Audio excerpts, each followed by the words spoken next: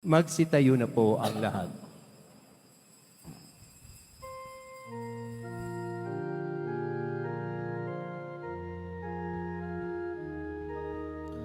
Kaawaan mo ako, O Diyos, ayon sa iyong kabutihan, ayon sa laki ng iyong habag, pawiin ang aking kasamaan. Hugasan ako sa aking pagkakasala at linisin sa aking kasalanan. Kaawaan mo ako, O Diyos, ayon sa iyong kabutihan, ayon sa laki ng iyong habag, pawiin ang aking kasamaan.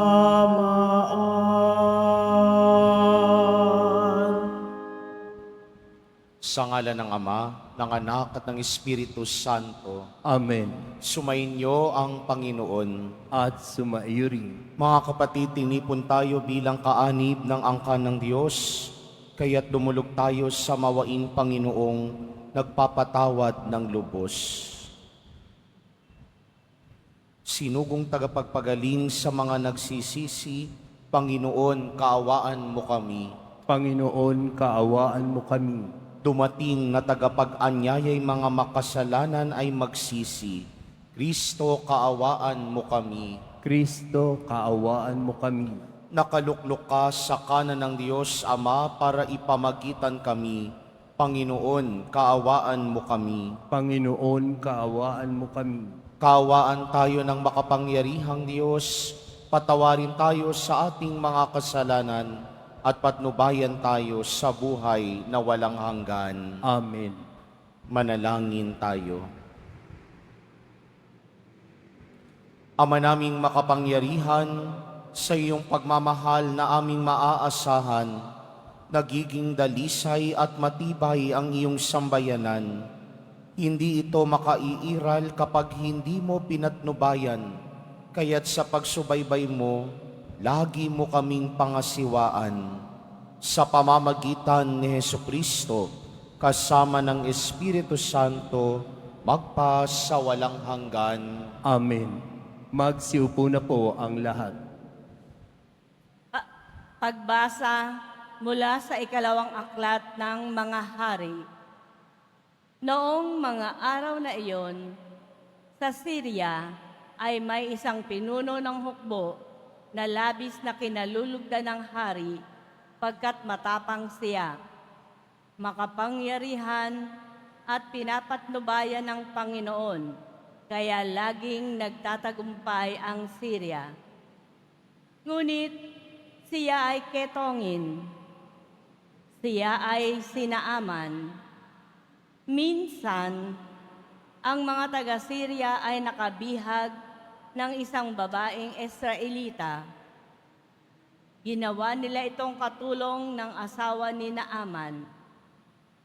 Sinabi nito sa kanyang Panginoon, "Kung ang asawa ninyo ay lalapit sa propeta sa Samaria, tiyak nagagaling siya."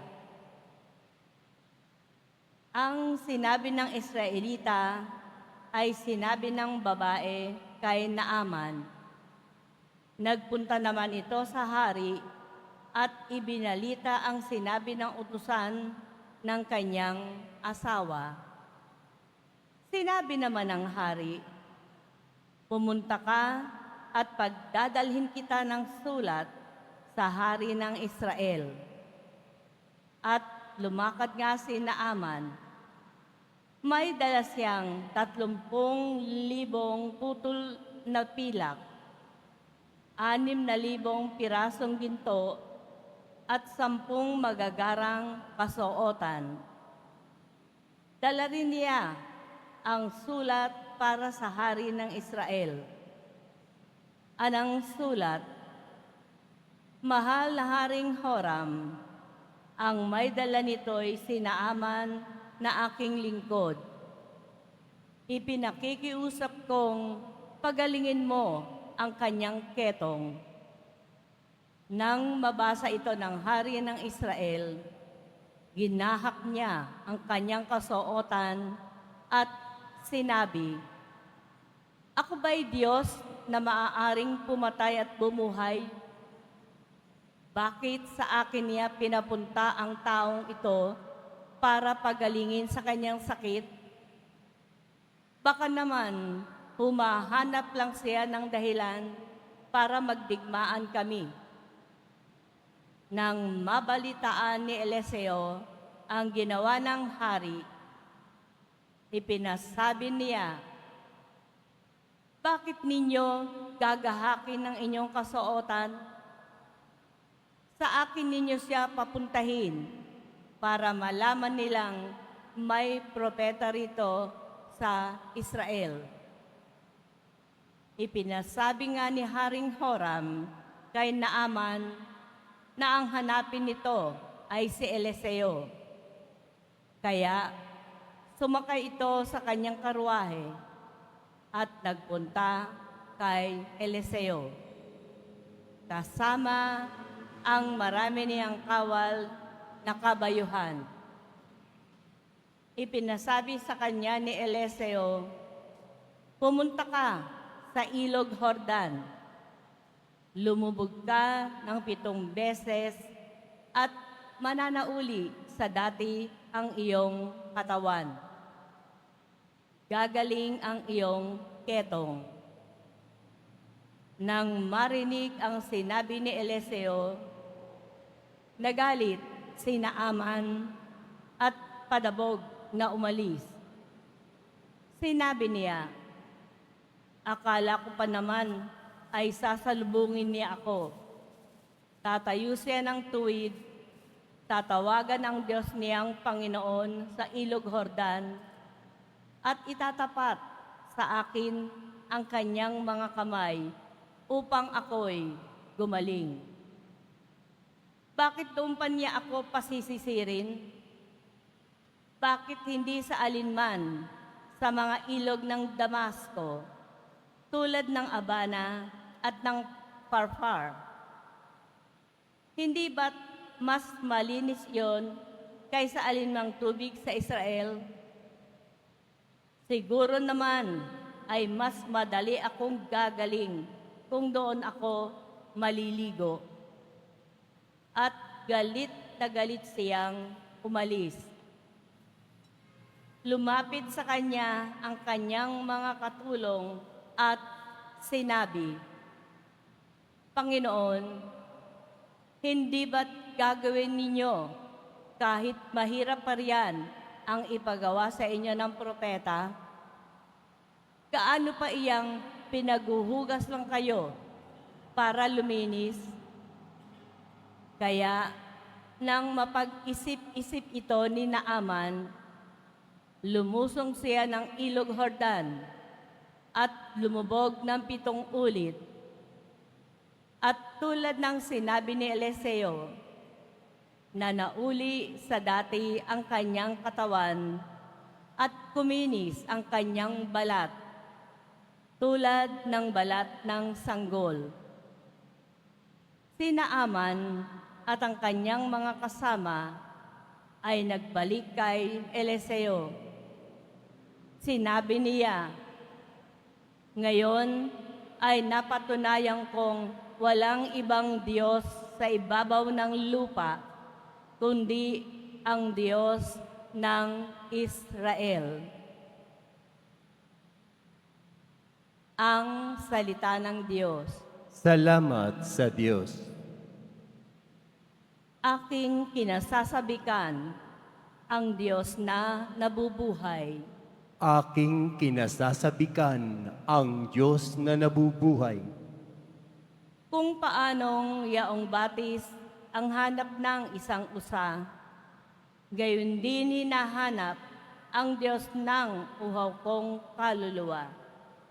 Aking kinasasabikan ang Diyos na nabubuhay. Nananabik ako sa Diyos, Diyos na buhay, walang iba. Kailan kaya maaaring sa harap mo ay sumamba? Aking kinasasabikan ang Diyos na nabubuhay. Ang totoo at ang liwanag, buhat sa iyo ay pakamtan, upang sa Sion ay mabalik, sa bundok mong dakong banal, sa bundok mong pinagpala, at sa templo mong tirahan. Aking kinasasabikan ang Diyos na nabubuhay. Sa dambana mo, O Diyos, ako naman ay dudulog. Yamang galak at ligaya ang sa akin iyong dulot. Sa saliw ng aking alpa ay magpupuri akong lubos.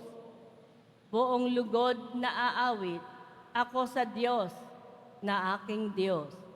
Aking kinasasabikan ang Diyos na nabubuhay. Magsitayo na po ang lahat.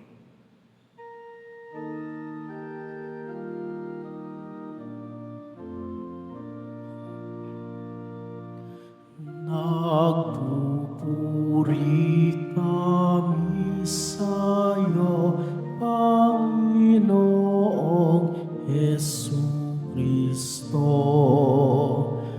Nagpupuri kami sa iyo, Panginoong Jesucristo.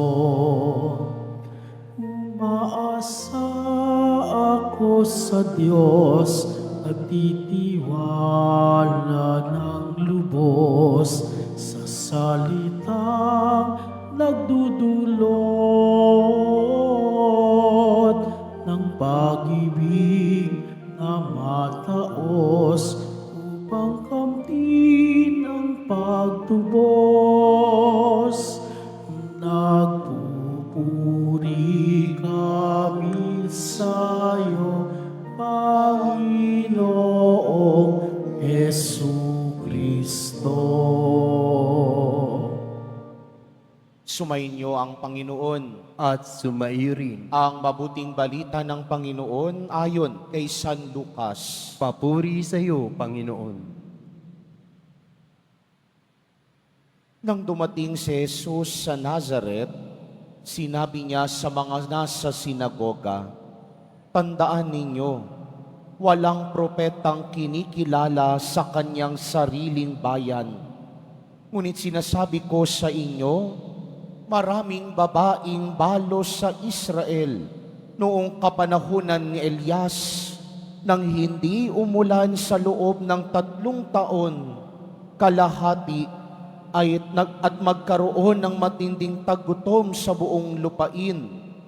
Subalit hindi sa kanino man sa kanila pinapunta si Elias, kundi sa isang babaeng balo sa Sarepta, sa lupain ng Sidon. Sa dinami-dami ng mga ketongin sa Israel noong kapanahunan ni Eliseo, walang pinagaling isa man sa kanila. Si Naaman pang taga-Syria ang pinagaling. Galit na galit ang lahat ng nasa sinagoga nang marinig ito. Nagtindigan sila at ipinagtabuyan siyang palabas sa taluktok ng burol na kinatatayuan ng bayan upang ibulid sa bangin. Ngunit dumaan siya sa kalagitnaan nila at umalis. Ang mabuting balita ng Panginoon. Pinupuri ka namin, Panginoong Hesukristo. Magsiupo na po ang lahat. Magandang umaga po sa inyong lahat.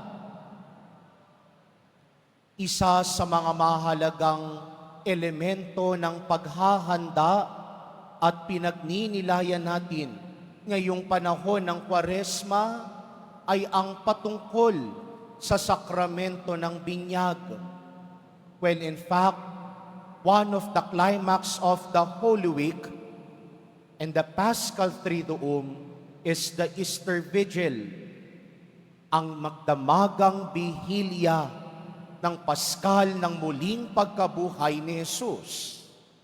At ano ang nangyayari sa bihilyang yaon? Isa sa mga mahalagang bahagi ng bihilyang yaon ay ang pagbibinyag. Kaya nga itong panahon ng Kwaresma ay mga pagninilay at pagpapalalim patungkol sa sakramento ng binyag. Sa unang pagbasa, narinig natin mula sa aklat ng mga hari ang salaysay ng pagpapagaling kay Naaman. Sinabi sa kanya ng propeta Eliseo, pumunta ka sa ilog Jordan, lumubog ka ng 7 beses at mananauli sa dati ang iyong katawan. Gagaling ang iyong ketong. Ang tubig sa ilog Jordan ay siya ring tubig kung saan pininyagan si Jesus. Pagpapakita ng si Jesus ay bininyagan ng binyagan sa ilog Jordan, nilinis at pinabanal ni Jesus ang tubig na yaon. Ibig sabihin, nang simulang yaon, lahat ng bibinyagan sa tubig, pinababanal, nililinis, at pinapatawad sa kasalanan. Kaya nga ang imaheng ginamit sa unang pagbasa, pinalubog ni Eliseo si Naaman sa ilog Jordan bilang tanda ng paglilinis at pagpapagaling sa sakit ni Naaman. Dahil sa lumang tipan, ang taong ketongin, ang taong may malubhang sakit, itinuturing makasalanan. Kaya nang mapagaling si Naaman sa ilog Jordan, tanda yaon ng pagbabagong buhay. Pero sa proseso ng pagbibinyag at pagbabagong buhay, mahalaga ang elemento ng pananampalataya.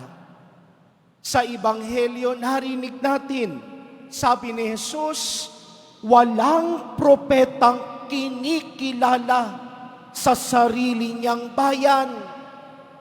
At alam nyo, doon sa Nazareth, bibihirang makagawa si Jesus ng mga pagpapagaling sa mga may sakit at pagpapalayas ng demonyo. Bakit? Dahil mababaw at napakaliit ng mga pananampalataya ng mga taong nakakikilala sa Kanya. Kaya minsan totoo yung kasabihan, familiarity breeds contempt.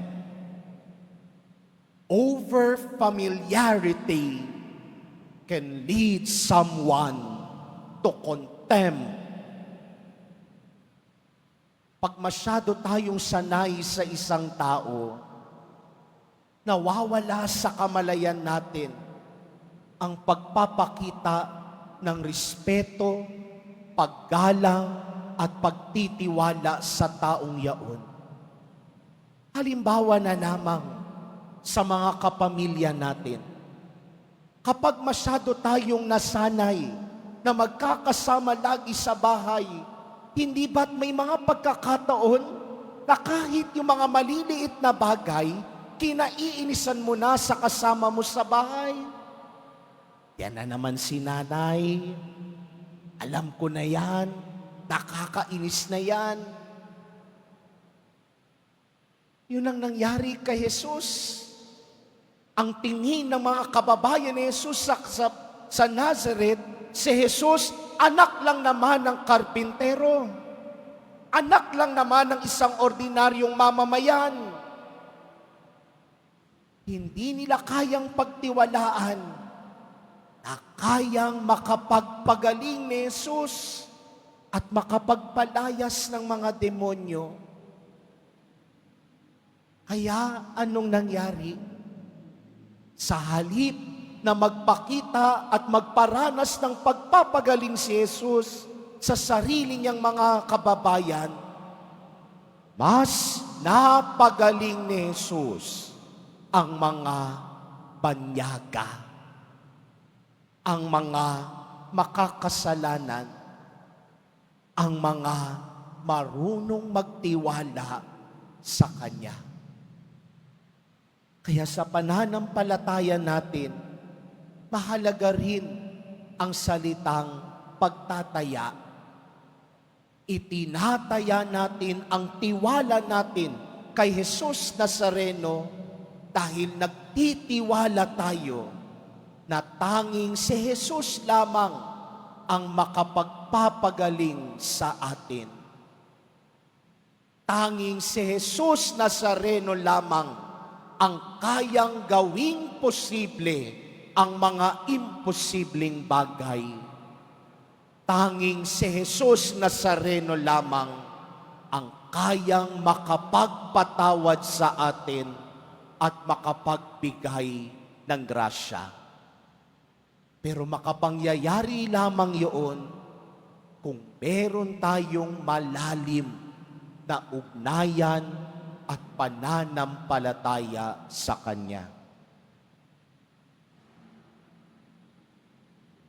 Magsitayo na po ang lahat.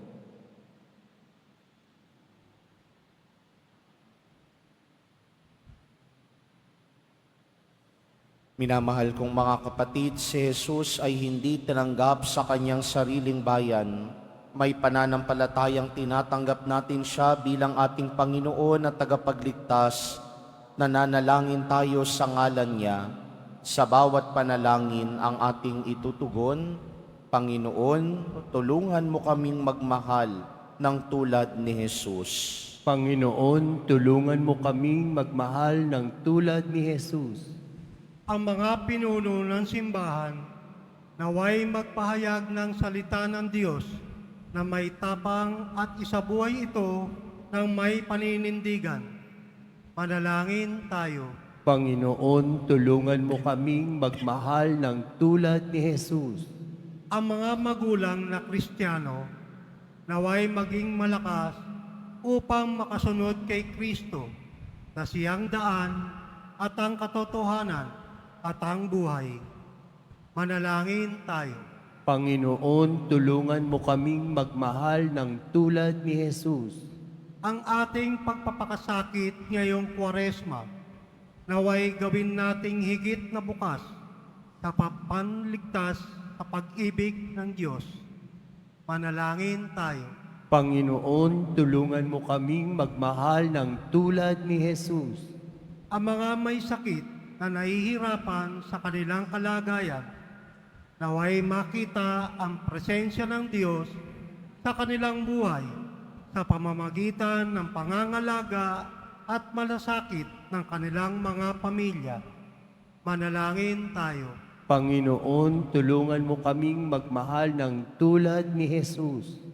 Ang mga yumao na nasa piling ng Diyos, naway magtamasa ng walang hanggang kapayapaan. Manalangin tayo. Panginoon, tulungan mo kaming magmahal ng tulad ni Jesus. Ama naming makapangyarihan, sapagkat wala sa aming lumalapit kay Jesus kung hindi mo kami akayin sa Kanya. Gawin mo kaming lahat na kaisa niya upang kami ay makasama mo ngayon at magpas sa walang hanggan. Amen. Magsiupo na po ang lahat.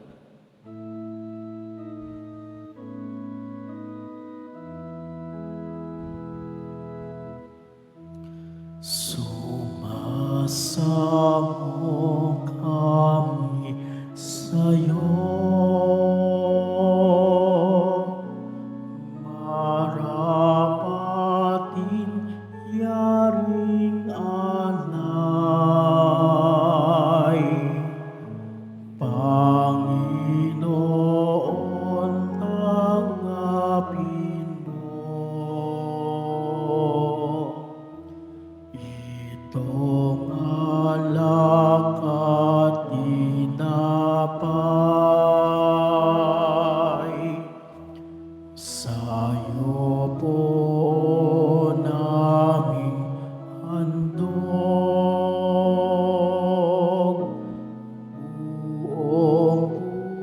puso't pag-iisip. Ilayo mo sa panganib at kupkupin sa pag-ibig.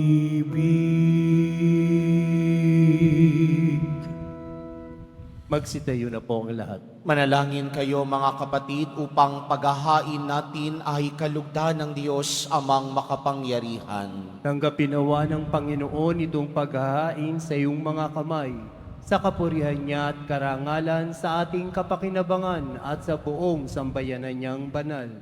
Ama naming lumikha, ang aming paglilingkod sa paghahain ngayon ay lubusin mo sa aming pakikinabang. Sa dulot mong kaligtasan, sa pamamagitan ni Jesucristo, kasama ng Espiritu Santo, magpasawalang hanggan. Amen. Sumainyo ang Panginoon. At sumaiyo rin. Itaas sa Diyos ang inyong puso at diwa. Tinaas na namin sa Panginoon. Pasalamatan natin ang Panginoong ating Diyos. Marapat na siya ay pasalamatan. Ama naming makapangyarihan, tunay ngang marapat na ikaw ay aming pasalamatan. Sa pamamagitan ni Jesucristo na aming Panginoon, minarapat mong ang pagtitiis para sa naghihirap ay maging tagapagpahiwatig ng pasasalamat na aming inihahain ngayon sa iyong hapag. Ang iyong anak ay ulirang tagabigay ng pagsasaluhan sa mga nagugutom at mga nauuhaw. Sa pagsunod namin sa giliw mong anak, ang pagkamaawain mo ay aming ginaganap upang ang pag-iimbot ay mapawing lahat sa aming pag-uugali at gawaing binabalak. Kaya kaisa ng mga anghel na nagsisiawit ng papuri sa iyo nang walang humpay sa kalangitan, kami nagbubunyi sa iyong kadakilaan. Santo, Santo, Santo, Panginoong Diyos ng mga hukbo, napupuno ang langit at lupa ng kadakilaan mo. O sana sa kaitaasan, pinagpala ang naparirito sa ngalan ng Panginoon. O sana sa kaitaasan, magsiluhod na po ang lahat. Ama naming banal, ikaw ang bukal ng tanang kabanalan, kaya't sa pamamagitan ng iyong Espiritu, gawin mong banal ang mga kaloob na ito upang para sa amin maging katawan at dugo ng aming Panginoong Hesukristo. Bago niya pinagtiis ang kusang loob na maging handog, hinawakan niya ang tinapay, pinasalamatan kaniya, pinaghati-hati niya iyon, iniabot sa kanyang mga alagad at sinabi, "Tanggapin ninyong lahat ito at kanin, ito ang aking katawan na ihahandog para sa inyo."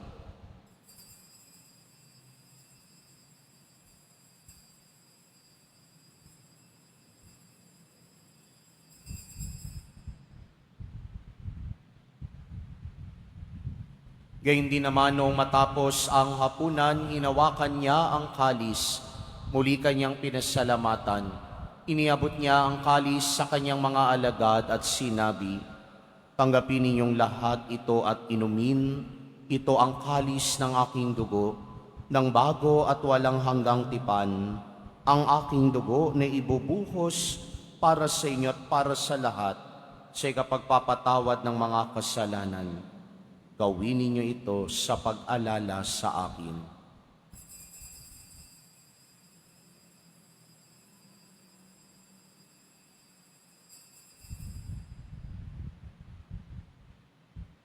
Magsitayo na po ang lahat. Ipagbunyi natin ang misteryo ng pananampalataya. Si Kristo'y namatay, si Kristo'y nabuhay, si Kristo'y babalik sa wakas ng panahon. Ama, ginagawa namin ngayon ang pag-alala sa pagkamatay at muling pagkabuhay ng iyong anak.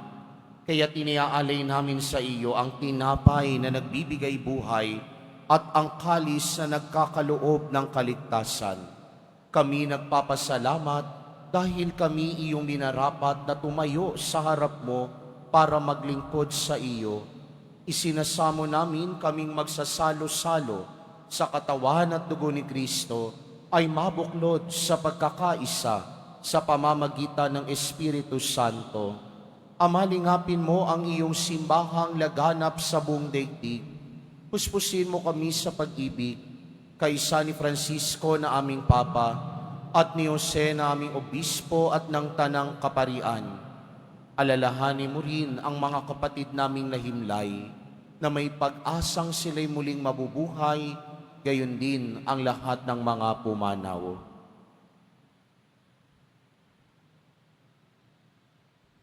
Kaawaan mo sila at patuloyin sa iyong kaliwanagan.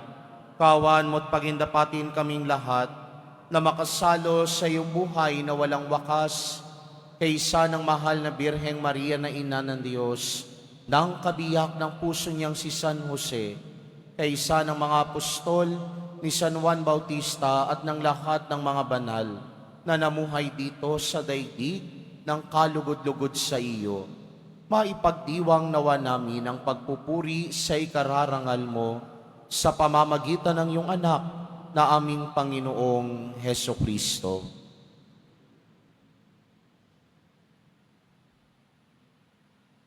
Sa pamamagitan ni Kristo, kasama niya at sa Kanya, ang lahat ng parangal at papuri ay sa iyo, Diyos amang makapangyarihan, kasama ng Espiritu Santo, magpa sa walang hanggan.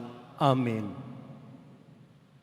Sa tagubilin ng manakagagaling na utos at turo ni Jesus na Panginoon natin at Diyos, ipahayag natin ng lakas loob. Ama namin, sumasalangit ka, sambahin ang ngalan mo. Mapasa amin ang kaharian mo, sundin ang loob mo dito sa lupa para nang sa langit. Bigyan mo kami ngayon ng aming kakanin sa araw-araw at patawarin mo kami sa aming mga sala para nang pagpapatawad namin sa nagkakasala sa amin. At huwag mo kaming ipahintulot sa tukso at iadya mo kami sa lahat ng masama. Hinihiling namin kami iadya sa lahat ng masama, pagkalooban ng kapayapaan araw-araw, iligtas sa kasalanan at ilayo sa lahat ng kapahamakan. Samantalang aming pinananabikan ng dakilang araw ng pagpapahayag ng tagapagligtas naming si Jesucristo. Sapagkat iyo ang kaharian at ang kapangyarihan at ang kapurihan magpakailanman. Amen. Panginoong Jesucristo, sinabi mo sa iyong mga apostol, kapayapaan ang iniiwan ko sa inyo, ang aking kapayapaan ang ibinibigay ko sa inyo. Tunghayan mo ang aming pananampalataya at huwag ang aming pagkakasala. Pagkalooban mo kami ng kapayapaan at pagkakaisa ayon sa iyong kalooban, kasama ng Espiritu Santo, magpa sa walang hanggan. Amen. Ang kapayapaan ng Panginoon ay laging sumainyo. At sumaiyo rin. Magbigayan kayo ng kapayapaan sa isa't isa.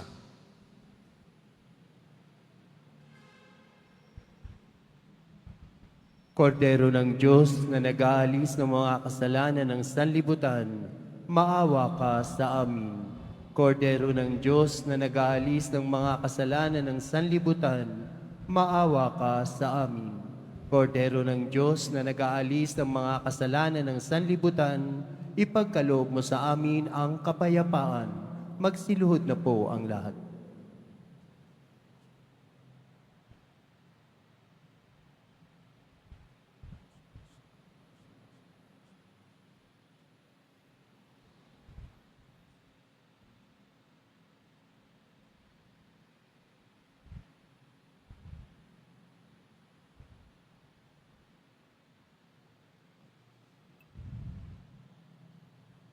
Ito si Jesus, ang Kordero ng Diyos, na nag-aalis ng mga kasalanan ng sanlibutan.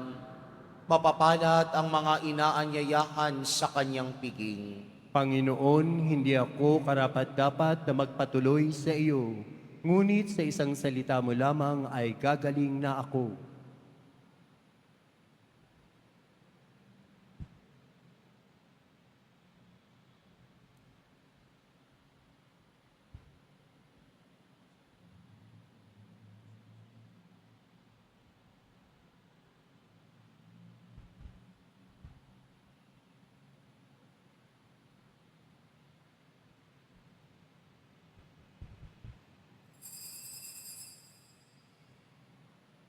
Para sa lahat ng tatanggap ng banal na komunyon, sasagot po tayo ng amen pagkasabi ng pari o ng lay minister ng katawan ni Kristo at isubo agad sa bibig bago umalis sa harapan ng pari o lay minister. Sumunod po tayo.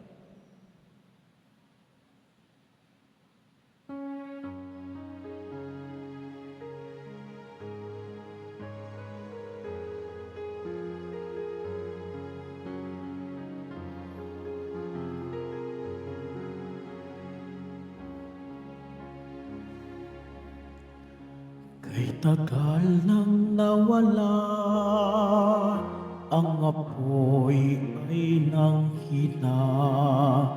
Init ng pag-ibig, dahan-dahan nanlamig. Sa bilis ng panahon, ang pangko'y nalimutan. Puso na inalay ay binawi na muli. Nagbabalik loob ako sa'yo. Pagpapatawad mo'y aking hiling. Linisin mo, hugasan mo, palitan ang aking puso. Nagbabalik loob ako, nagbabalik loob ako, nagbabalik loob ako, Jesus. Kay tagal nang nawala, ang apoy ay nanghina. Init ng pag-ibig, dahat-dahang nanlamig. Sa bilis ng panahon, ang pangko'y nalimutan. Puso na inalay ay binawi na muli. Nagbabalik loob ako sa'yo. Pagpapatawad mo'y aking hiling. Linisin mo, hugasan mo, palitan ang aking puso. Nagbabalik loob ako, nagbabalik loob ako, nagbabalik loob ako, Jesus.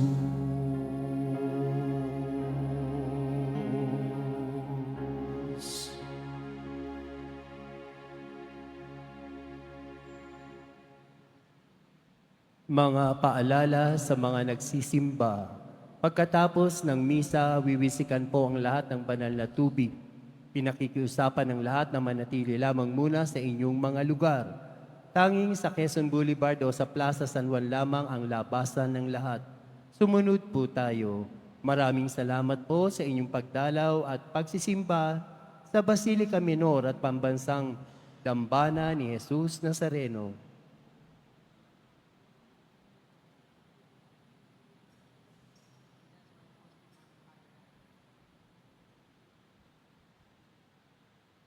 Tatayo na po ang lahat. Manalangin tayo. Ama naming mapagmahal, ang pagsasalo namin sa banal na pakikinabang ay magdulot nawa ng kadalisayan at magkaloob ng kapayapaan sa pamamagitan ni Hesukristo kasama ng Espiritu Santo magpa sa walang hanggan. Amen. Sumainyo ang Panginoon. At sumaiyo rin. Mahal na pong Jesus Nazareno, inihag mo sa pamamagitan ng krus ang walang maliw ng pag-ibig ng Diyos sa sangkatauhan. Pakinggan mo po ang kahilingan lalo na para sa mga nangangailangan ng iyong tulong at awa. Makamtan nawa namin ng iyong kasagutan na may utang na loob na tinatanaw. Basbasan din po ninyo itong mga imahen at dasalan upang lalo kaming manalangin at magtiwala. Sa pamamagitan ng bendisyon na ito, naway lalo kaming maging mapaglingkod, masunurin at tapat sa iyo na aming maluwalhating Panginoon, magpasawalang hanggan. Amen. At pagpalain at pag-ingatan kayo lagi ng makapangyarihang Diyos, Ama, Anak at Espiritu Santo. Amen. Naialay na ang banal na misa, humayo kayong taglahayang pag-ibig at kapayapaan ng poong Jesus Nazareno. Salamat sa Diyos.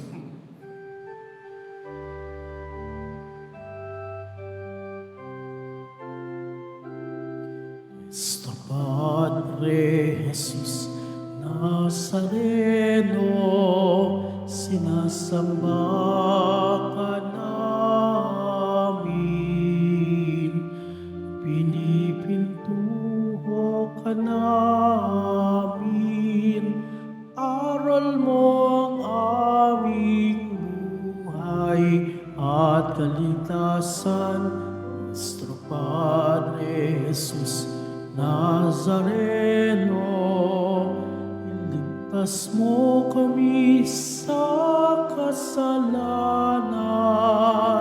Ang krus mong kinamatayan ay sagisag ng aming kaligtasan. Nuestro Padre Jesus Nazareno, dinarangal ka namin. Nuestro Padre Jesus Nazareno, niluluwalhati ka namin. Nuestro Padre Jesus Nazareno, dinarangal ka namin. Nuestro Padre Jesus Nazareno, niluluwalhati ka namin.